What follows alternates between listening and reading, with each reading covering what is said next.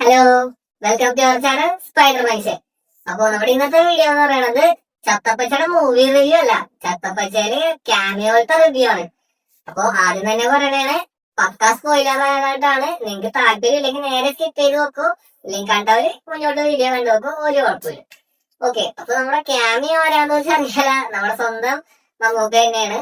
അപ്പൊ പക്ഷെ high expectation വന്നിട്ട് അത്ര റിയാലിറ്റിയിൽ നമുക്ക് ആ ഒരു ഇത് കിട്ടിയില്ല പാവം സിനിമയില്. അപ്പൊ അത് എന്തുകൊണ്ടാണെന്ന് നമുക്ക് മനസ്സിലായ കാര്യങ്ങൾ നമ്മൾ പറയാൻ പോണേ.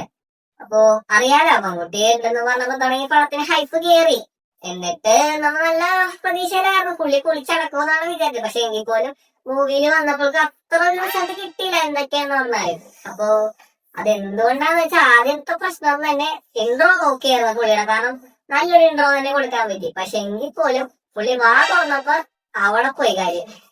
കാരണം പുള്ളി പറയണത് വേറെ, വായ കൊണ്ട് വരുന്നതും വേറെ. അപ്പൊ രണ്ട് തമ്മിൽ ഒരു സിംഗ് ഉണ്ടായില്ല, ഡയലോഗ് ഡെലിവറി ഒട്ടും ശരിയായിരുന്നില്ല. അപ്പൊ അതായിരുന്നു മെയിൻ ഇഷ്യൂ. അപ്പൊ first impression is the best impression ആണല്ലോ. അപ്പൊ അവിടെ തന്നെ പോയപ്പോ ആ ക്യാരക്ടറിനോടുള്ള അത് തന്നെ അവിടെ പോയി കിട്ടി. പിന്നെ പറയാനായിട്ടാണെങ്കിൽ കോസ്റ്റ്യൂം, അതൊരു ചെറിയ പ്രശ്നമായിട്ടാ തോന്നാം. ഇപ്പൊ മമ്മൂട്ടിയുടെ കോസ്റ്റ്യൂം ഞാൻ ഇവിടെ കൊടുത്തിട്ടുണ്ട്, അതേപോലെ റെഫറൻസ് ഞാൻ കൊടുത്തിട്ടുണ്ട്.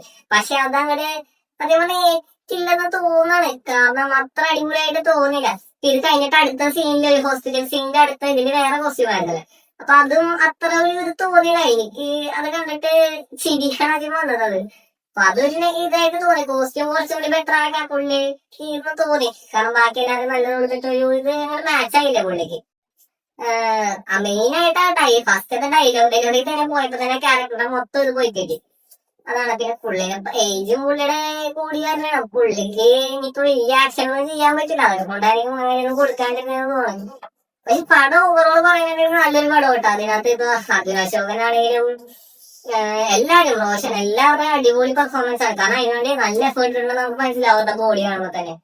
പടം ഓവറോൾ ഞാൻ കണ്ടു, ഞാൻ ഫസ്റ്റ് ഡേ തന്നെ പോയി കണ്ടു. പിന്നെ റിവ്യൂ ചെയ്യാണ്ടിരുന്ന വെച്ചാൽ നമ്മുടെ റിവ്യൂ ഒക്കെ ഉണ്ടല്ലോ, ഓൾമീഷ് വീഡിയോ ചെയ്ത് വെച്ചിട്ടുണ്ട്. അപ്പൊ നമുക്കത് ചെയ്തില്ല.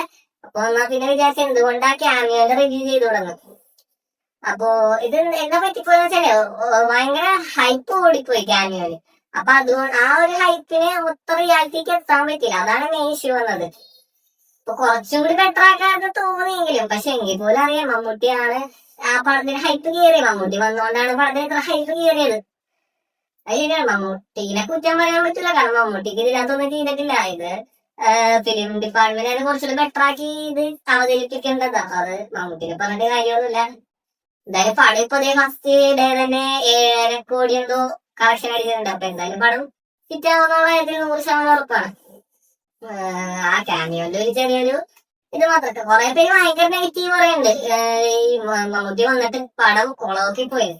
അപ്പൊ അങ്ങനെയൊന്നുമില്ല, ആ ഒരു എക്സ്പെക്ടേഷൻ ലെവൽ കീപ്പ് ചെയ്യാൻ പറ്റില്ല, അത്രമാത്രമേ ഞാൻ നോക്കിയിട്ട് കണ്ടുള്ളൂ. അതിപ്പോ എനിക്ക് പേഴ്സണലി തോന്നിയായിരുന്നു, മിക്കവരും പറഞ്ഞ കേട്ടായിരുന്നു. അല്ലാണ്ട് അത്ര പോക്കൊന്നും പറയാൻ പറ്റൂല മമ്മൂട്ടി വന്നിട്ട്. അതാണ്. അപ്പൊ കാരണം മമ്മൂട്ടി ആയതുകൊണ്ടാണ് അത്ര ഒരു എക്സ്പെക്ടേഷൻ വന്നത്. വേറെ ആരെങ്കിലൊക്കെ കുഴപ്പമില്ല, പൊട്ടിപ്പോയാലും സീനില്ലെന്ന് പറയാറ്. പക്ഷെ മമ്മൂട്ടി ആയതുകൊണ്ടാണ് ഈ വിഷയം വന്നത്. എന്തായാലും പടം ഓവറോൾ പറയാനാണെങ്കിൽ നല്ലൊരു മൂവിയായിരുന്നു. എന്തായാലും സന്തോഷം. ഞാൻ ഫസ്റ്റ് ഡേ തന്നെ റിവ്യൂ ഇടണമെന്ന് വെച്ചു, പക്ഷെ തിരക്കായി പോയതുകൊണ്ട് പിന്നെ അങ്ങനെ വിട്ടുപോയി പറ്റിയില്ല. അപ്പോ ഈ വീഡിയോനെ കുറിച്ച് ഇത്രയും പറയാനായിട്ടുള്ളൂ. അപ്പൊ എല്ലാരും നമ്മുടെ അക്കൗണ്ട് ഒന്ന് സബ്സ്ക്രൈബ് ചെയ്ത് നോക്കുക. പിന്നെ ഇത് വിളിച്ചോളൂ. അടുത്ത വീഡിയോ കാണാം. Love you and by.